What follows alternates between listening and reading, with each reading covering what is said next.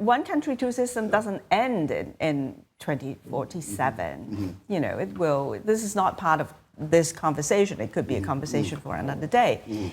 But really, the one country, two system is that it will be for 50 years. It didn't, you know, I think then it's going forward. It will be depending on how we do it in the interim. It doesn't say that it is, there's no end date per se. Right. Right now, you know, a lot of these, in the last 2 years, a lot of these groups have spawned. These groups are, and they're fringe groups, so they don't represent the majority of Hong Kong, but calling for things like independence. I mean, independence. Yeah. We didn't talk about this back in 1997. We didn't talk about this in 1984 or anything like this. Where did this come from? Where is this going? Any idea? I don't think it is going anywhere. First of all, I think, as you said, it's a very small group. Most, I would say the vast majority of people in Hong Kong would not identify with that. Most of these people who advocate this so-called independence, they weren't even born in, you know, in 84, in the years leading to 97. Yeah. So you know, many of us are baffled. I mean, there's a certain amount of discontent among the younger generation. That is universal. You know, you go to any country, we have the usual issues, and not to belittle these issues. No.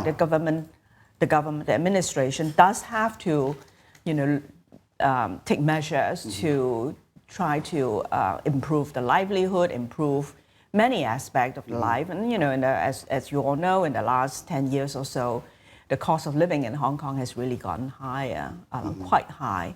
And so many factors feed into the discontent.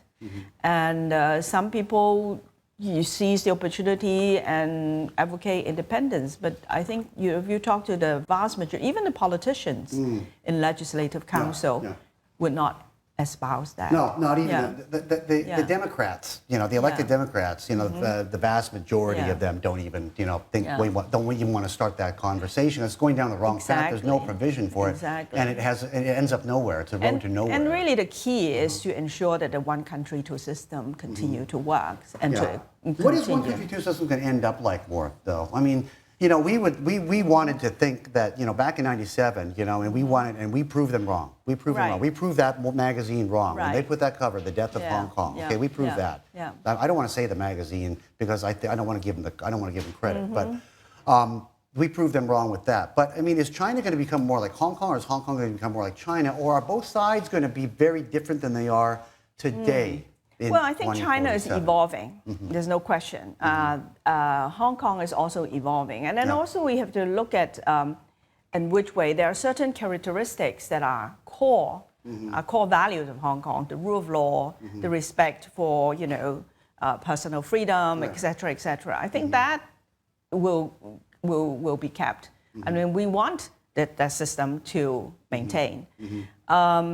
So, you know, one country, two system, I certainly would hope that the two system aspect will continue. And there will be, you know, it's a long time away. No one has the crystal ball. No, sure. And I think it is up to people in Hong Kong to ensure that we keep our core value intact. I think it is the interest and the desire of the central government to keep Hong Kong prosperous and a stable place. And you can see it from the NPC chairman's visit, and he emphasized that very much. I mean, if you look at the other way, what is there for China to gain if Hong Kong becomes fragmented or it's besieged by internal dispute and becomes a mess? I think that is not in anybody's desire. And I think, you know, both what you call the establishment and the Democrats in Hong Kong both want the one country, two systems to work. I think that's very clear.